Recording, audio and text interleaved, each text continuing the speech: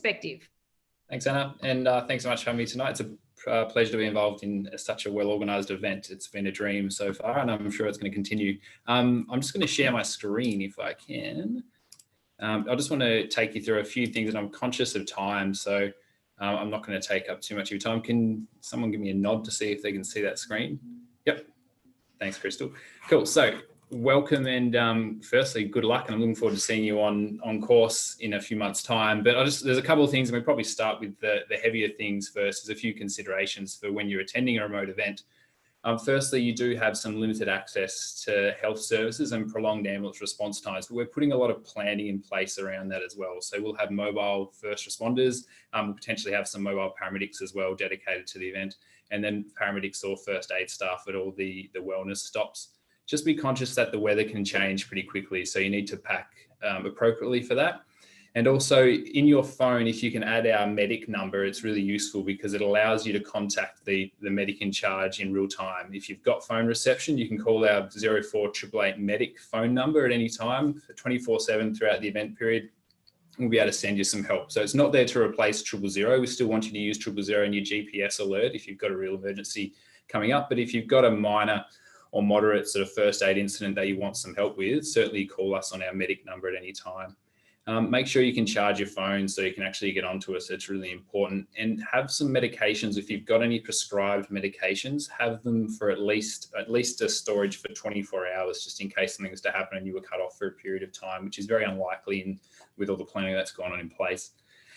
And have ample food, and certainly have some electrolyte therapy. So you need to have some sort of Gatorade or electrolyte replacement drinks because you're going to be losing a lot of electrolytes through your sweat. Some of the things that we'll likely see at your event is some soft tissue injuries, in particular rolled ankles or limb injuries, and blisters. And we're going to have a little bit of a chat around blisters and what they look like and some of the prevention around it. I'm conscious of time as well because we're obviously running a bit behind time, but I won't take too long. And a little bit about environmental exposure, because you will potentially, if the weather is warm, there's potential for hypothermia and dehydration, and we may have some bites and stings to manage as well. So that's sort of some of the things that may pop up, but with good preparation, it's very unlikely that it's going to happen to you. So it's all about being organised. One thing that I did want to touch base on is blister prevention and management. Now, one thing around blisters is they're entirely preventable. So if you've got a good quality pair of boots or shoes that are worn in, you've got a spare pair of shoes, you've got good quality socks, and you're managing your hike, you'll probably avoid this. But if you haven't done long walks before, then you may be in for a bit of an interesting journey if you haven't been prepared. So the likely ones you'll see like hip heels, blisters on your heels or under your heels or on the heel edge. The heel edge one is quite common in endurance events. So just be conscious of that. And there's a few little tips I'll give you and a few things you can buy to make it a little bit easier on you. But you need to recognise that blisters in the early stages, and when we look after a lot of the fire services and when they're out in their rural, in remote areas fighting fire, and we manage blisters as either preventative or really early stages. So we're looking, if you start to develop what we call hot spots, sore spots on your feet where a blister's starting to develop, we want you to manage it then and there.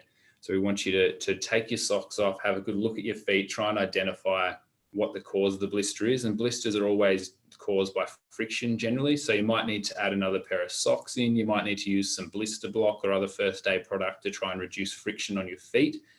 And then you can manage that and hopefully prevent it getting any worse from there. So there's a few great products on the market, none of which we formally endorse as such, but certainly worth looking at. But we want to prevent blisters right from the start. That's our aim. So if you're getting any hot spots, that's sort of almost too late. We want you to actually get there before then. And there's some great products out there, particularly anti-blister socks that are really useful, but you don't have to go out and spend a fortune by any means. Just be conscious that there is some things you can invest in to make your event and make your walk a lot more comfortable. You can see on the screen the blister block or the Band-Aid Advanced Healing. We use that all the time for long distance and endurance events. It's really useful. We'll have some of it with us in all our first aid kits, but it's a really good idea for you when you're on the track to have some in your bag and your kit as well. So if blisters do pop up, we want you to treat them as an open wound, essentially, if they're broken, and just do some basic first aid care until you can see us at the wellness stops. We want you to monitor it. And if you can treat it early, you'll have a far better time on your walk. there's a few things that you can buy, put it on your shopping list. So firstly, really good quality socks is really important. You need to probably invest in some blister block or some first aid product and some good quality insoles as well as having some spare shoes. So get your support team to have some spare shoes so you can really prevent these blisters from occurring. Make sure you've got plenty of socks. It doesn't hurt to have 2 or 3 pairs of socks in your bag so you can change them out if you need to. Now, I'm going to take you through a couple of things. Now, I'm not going to talk over all this, but just to give you an understanding of what you might see, particularly with dehydration and heat exposure. It's quite common in endurance events. We often see dehydration, heat exposure, and electrolyte imbalances really commonly. So we want you to manage that as best you can. So you need to be really considerate about this and pre-hydrate before your event. So we're talking pre-hydrate of at least 500 mils a litre the night before. And then with active exercise, generally we suggest a litre an hour. So it's quite a bit. So you can restock obviously at each of the wellness stops, but you need to be carrying quite a bit of water and be very conscious of the signs and symptoms of mild and moderate dehydration and be watchful of your teammates. That's what your support crew is there for, but you also need to manage your teammates as well. So do what you can to look after each other as best you can. So your management for dehydration, in most cases, it's just oral fluid rehydration. So we're just talking lots of water as well as electrolyte replacement. And generally we have 2 units of water to 1 unit of electrolyte replacement. So if you're thinking, how much Gatorade or electrolyte replacement drink should I be having, don't overdo it because it can cause some issues. But for every second bottle or 2 bottles of water, and your third would be some sort of electrolyte replacement drink. If you're starting to see dehydration, it's quite common that more than one person in the team is going to be dehydrated or heat affected as well. So just be very conscious to watch for your teammates and look after each other. Heat-related illness is potentially, depending on the time of the year, I know it may change a little bit depending on COVID, but heat-related illness is quite possible. And we'll have lots of eyes and ears for you, but you're the best defense to this, you and your teammates.